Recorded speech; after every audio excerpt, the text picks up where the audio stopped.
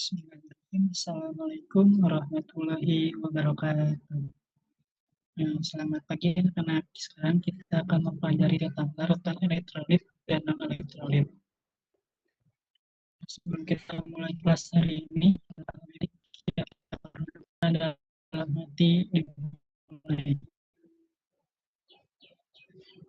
Doa selesai. Oke, untuk yang hadir hari ini, kalau Bapak lihat ada semua ya, jadi kita langsung aja mulai ke pertemuan kita hari ini tentang larutan elektrolit dan non-elektrolit.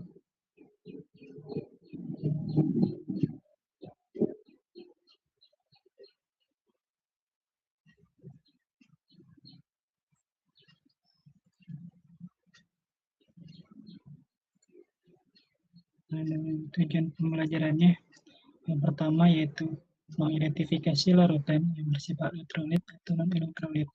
Yang kedua, menganalisis ciri larutan non-elektrolit. Dan yang ketiga yaitu menganalisis ciri larutan elektrolit. Nah, kalian bisa lihat ya, Bapak punya gambar. Di sini ada seorang bapak-bapak gitu ya, dan sedang memancing ikan menggunakan arus listrik gitu. Nah, pasti hubungannya antara arus listrik dengan memancing ikan ini gitu.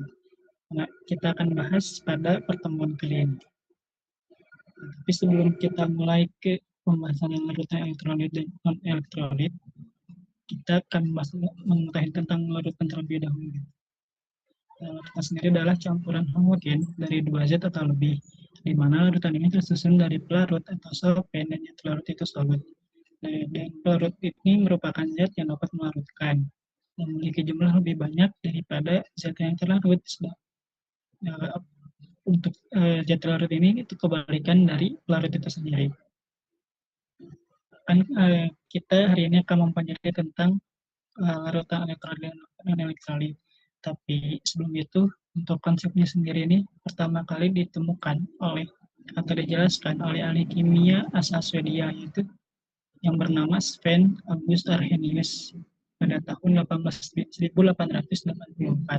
di mana menurut Arrhenius ini senyawa elektrolit dalam air akan terurai menjadi partikel-partikel yang berupa atom atau bus atom bermuatan yang dinamakan ion.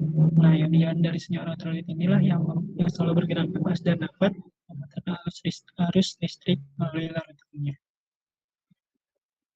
Nah, dari dua gambar ini apa sih perbedaannya?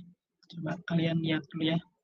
Dari yang gambar yang di kiri itu kan ya si ion-ionnya itu misal-misal, sedangkan yang di kanan itu masih ada ion-ion yang masih menyatu gitu. Ini terlihat perbedaannya ketika dilarutkan dalam air. Nah, yang kiri ini termasuk larutan elektrolit, dan yang kanan ini larutan non elektrolit. Mana di larutan elektrolit itu ion-ion itu terpisah semuanya gitu, berbeda dengan larutan non elektrolit. Nah, untuk pengertiannya sendiri, larutan elektrolit yaitu larutan yang dapat membentuk ion-ion dalam larutnya, sehingga larutan dapat menghantarkan listrik. Pada percobaan di dalam praktikum, larutan ini memiliki ciri itu dapat menyalakan lampu yang memiliki gelombang gas pada elektrodenya. Elektrolit dapat terbentuk dari senyawa ion dan senyawa kovalen polar. Pasti senyawa ion itu merupakan zat elektrolit yang jika larut dalam air dapat menghasilkan ion-ion. Sedangkan senyawa kovalen polar adalah senyawa yang atom-atomnya bergabung melalui ikatan kovalen. Senyawa kovalen polar terbentuk karena dua atom bergabung mempunyai perbedaan keelektronegatifan. Pada larutan elektrolit terjadi reaksi ionisasi, di mana nanti menghasilkan senyawa ion yang menghasilkan ion-ion yang terbentuk. Untuk larutan non-elektrolit ini kebalikan dari larutan elektrolit. Jadi di mana larutan elektrolit tidak membentuk ion-ion dalam larutnya, sehingga larutan ini tidak menghasilkan listrik. Dan ciri dari larutan ini yaitu ketika dilakukan percobaan, kalau pada larutan elektrolit kan menghasilkan cahaya pada lampu, dan pada elektrodenya itu ada gelombang-gelombangnya. Nah, kalau pada larutan non-elektrolit nggak ada sama sekali.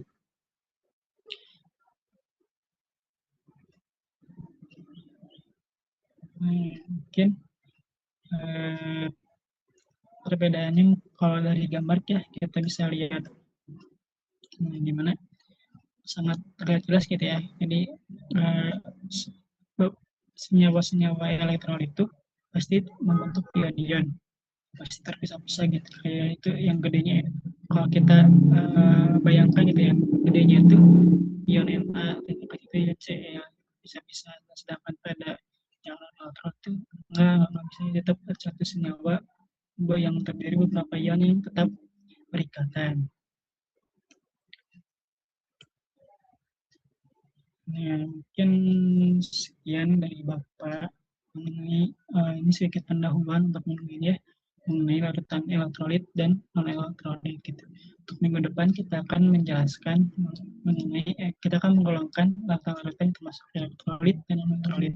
Jadi nanti kita akan melakukan sedikit percobaan menggunakan elektrolit yang terhubung dengan kabel, yang nanti terhubung dengan lampu gitu. Jadi kita bisa lihat mana sih yang termasuk elektrolit dan non-elektrolit. Kita akan bahas di minggu depan. Ini sedikit pendahuluan ya, tentang larutan elektrolit dan elektrolit pada minggu ini. Apakah ada yang ditanyakan terlebih dahulu? Oke, Bapak rasa mungkin sudah cukup ya untuk pertama minggu ini. Kita ada tugas ya, silakan di screenshot untuk tugasnya, dikumpulkan di minggu depannya untuk tugas-tugasnya. Mungkin cukup sekian dari Bapak. Assalamualaikum warahmatullahi wabarakatuh.